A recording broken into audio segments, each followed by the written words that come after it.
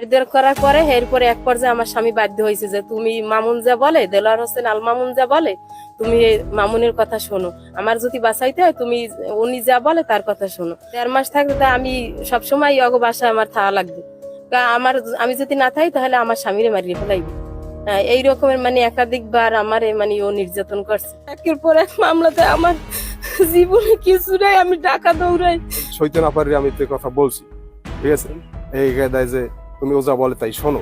প্রবাসে স্বামীদেরকে জিম্মি করত এবং ভিডিও কলে স্ত্রীদেরকে নগ্ন হতে বাধ্য করত। এক পর্যায়ে দেশে যেয়ে সেই স্ত্রীকে নিজের ঘরে নিয়ে এসে কয়েকবার ধর্ষণ করত। প্রতিনিয়তই এই কর্মকাণ্ড চলতে থাকতো। এমন সময় যদি স্ত্রী বেঁকে বসে তাহলে সেই স্বামীকে নির্যাতন করত, আবারও সেই স্ত্রীকে বাধ্য করত তার কাছে যাইতে। দর্শক, এমন একটি লোমহর্ষক ফাঁদ পেতেছে বরগুনার পাথরঘাটার আল মামুন। একজন আদম ব্যবসায়ী মানুষকে বিদেশে নিয়ে যেতে সাহায্য করত এবং যেই মানুষগুলার সুন্দরী বউ আছে সেই মানুষগুলোকে টার্গেট করত, সেই মানুষগুলোকে নিয়ে যেত এবং তাকে বিদেশে নিয়ে যাওয়ার পর পরবর্তীতে তাকে জিম্মি করে তার স্ত্রীকে বাধ্য করত। তাকে এত পরিমাণে নির্যাতন করতো সেই ছেলেদেরকে, যাতে সেই ছেলেরা নিজেরাই বলে যে সে যেটা বলে সেটা তুমি করো। এমনই ঘটনা ঘটেছে। সেই স্বামীকে এত পরিমাণ নির্যাতনের শিকার করেছে। স্বামী বলছে যে সে যেটা বলে, সেই মামুন যেটা বলে তুমি সেটা করো, তার কথা মতো চলো, না হলে আমার জীবন আমি বাঁচাইতে পারবো না।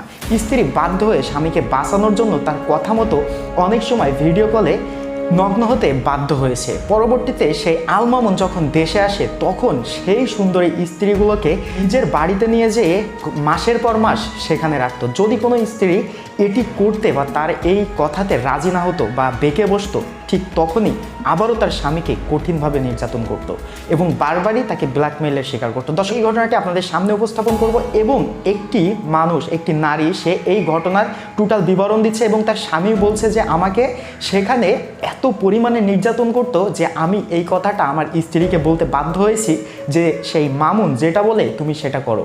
এই ঘটনার প্রত্যেকটা এলাকার মানুষ জানলেও কেউ তার বিপক্ষে কথা বলতো না, কেউ নাক লজ্জার ভয়ে কেউ ঝামেলাতে জড়াইতে চাইতো না। পরবর্তীতে একটা নারী সে এই ঘটনা সম্পূর্ণ বিবরণ ক্যামেরার সামনে দিল। দর্শক, চলুন একটি ভিডিও ফুটেজ আছে, প্রথমে সেই ভিডিও ফুটেজটি আপনাদেরকে দেখাবো। তার চেহারাটা আপনারা ইতিমধ্যে দেখছেন। যে ভুক্তভোগী স্বামী এবং যে ভুক্তভোগী স্ত্রী, তাদের মুখ থেকে কিছু গুরুত্বপূর্ণ কথা আপনাদেরকে শোনাবো। তার আগে আপনারা যারা আমার চ্যানেলে নতুন আছেন অবশ্যই চ্যানেলটি সাবস্ক্রাইব করে পাশে থাকা অল নোটিফিকেশনটি অন করে দিবেন। আর ইতিপূর্বে যারা চ্যানেলটি সাবস্ক্রাইব করেছেন তাদেরকে জানাই অসংখ্য ধন্যবাদ। দর্শক, চলুন সেই ভিডিও ফুটেজটিতে চলে যাই, তারপরে কিছু কথা বলে ভিডিওটি শেষ করব। আমার স্বামীর জিম্মি করিয়ে আমার অনেক ব্ল্যাকমেল করছে। করার পরে আমি আমার স্বামীরে বাঁচানোর জন্য ও যা যা কইছে আমি ওই কথাই রাজি হয়েছি। আমার স্বামীরে মারিয়ে ফেলাইছে, কপিল দ্বারা তারে ইনজেকশন দেবে, তারপরে ওই দেশের জেলে আটকাই রাখবে, এইভাবে আমার ভয় দেখাইছে। আর আমার স্বামীর আকামা এরপরে পাসপোর্ট এগুলো যেই কথা না শুনছি এগুলো আত্মসাৎ করছে।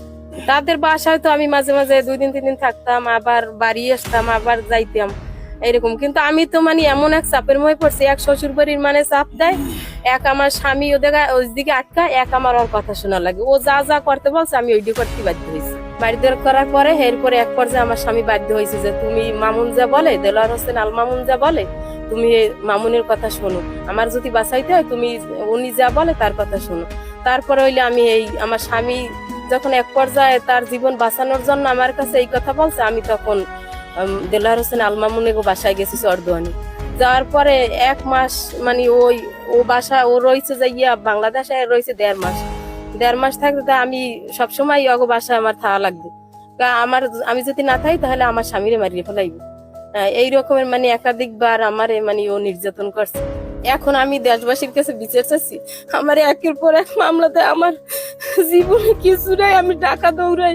আমার নির্যাতন করছে, মরুভূমির ভিতরে নিয়ে আটকাই রাখছে, মাইটদের করছে। ওর ওখানে অনেক লোকজন আছে, ও বিশাল ওখানে ক্রাইম করে। ও সময় তো আমার জিম্মি করছে, আমার আটকাইয়ে যে যখন নির্যাতন করে, তখন একটা মানুষ যদি নির্যাতিত হয় তখন সে কিনা বলেন একটা লোক যখন নির্যাতন করে, আটকাই যখন মাইটদের করে, সে কিনা বলে, তার মধ্যে তো সবকিছুই বাইরে সম্ভব।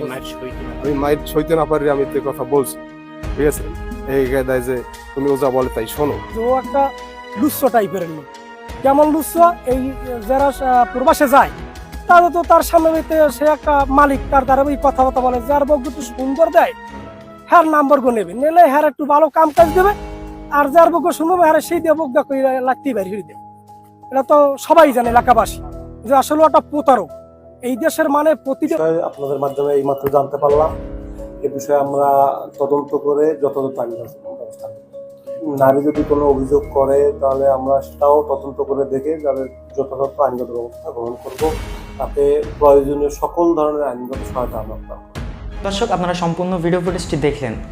এমন ঘটনা আমি আমার লাইফে প্রথম দেখছি যে প্রবাসী স্বামীকে জিম্মি করে দেশে সুন্দরী স্ত্রীদেরকে টার্গেট করে সেই আল মামুন সে এমন অপকর্ম চালাতো। দর্শক, এই ঘটনা নিয়ে আপনাদের যে মন্তব্য অবশ্যই কমেন্ট করে জানাবেন। দেখা হবে পরবর্তী কোনো ভিডিওতে। সে পর্যন্ত ভালো থাকবেন, সুস্থ থাকবেন এই কামনা করি। আল্লাহ হাফেজ।